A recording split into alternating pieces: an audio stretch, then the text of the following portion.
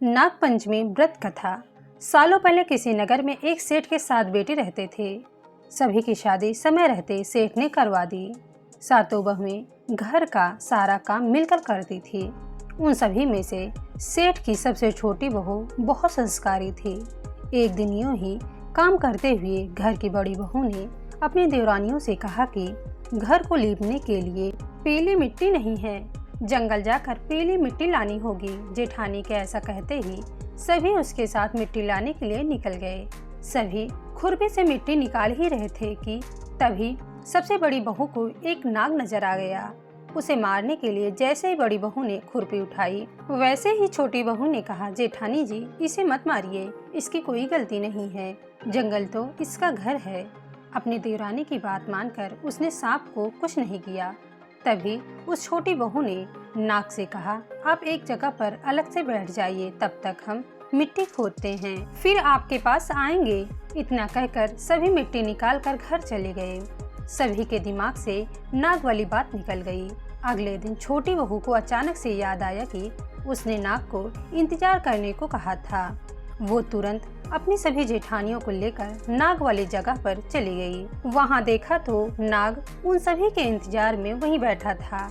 नाग को देखते ही छोटी बहू ने कहा, भैया कल हम लोग आपके पास आना भूल गए थे, उस बात के लिए हमें माफ कर दो। जवाब में नाग बोला, तुमने मुझे भाई कहा है, इसलिए तुम्हें दंड नहीं दे रहा हूँ, नहीं तो अब तक मैं तुम्हें डस चुका होता। आज के बाद तुम हमेशा के लिए मेरी बहन रहोगी।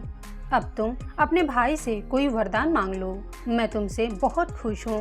इतना सब सुनने के बाद छोटी बहू ने नाग को बोला, मेरा कोई सगा भाई नहीं है, इसलिए मैंने आपको भाई कहा था।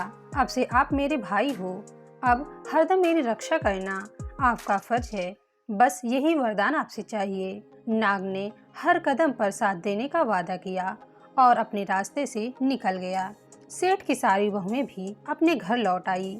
कुछ समय बाद नाग इंसान का रूप बनाकर अपनी बहन से मिलने सेठ के घर गया।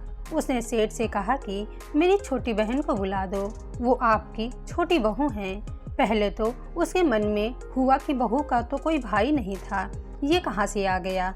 फिर भी उन्होंने अपनी छोटी बहू को बाहर बुलाया। नाग ने फिर साथ में बहन को अपने घर ले जाने की बात कही।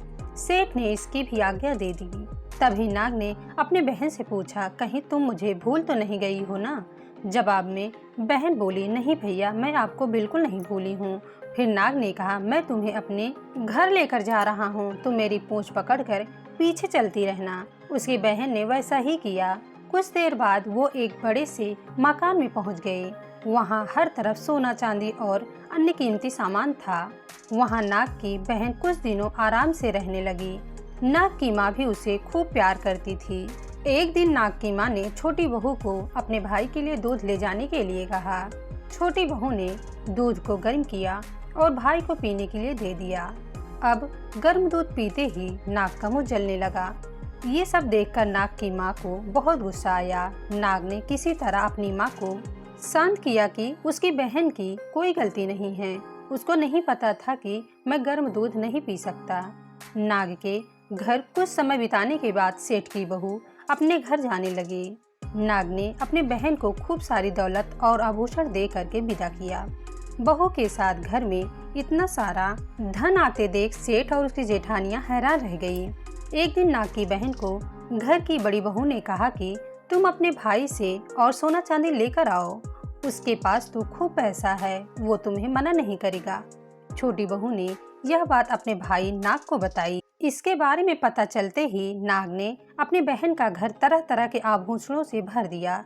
सभी जेवरातों में से एक हीरे का हार बेशकीमती था। उसे देखते ही हर किसी का मन उस पर आ जाता था।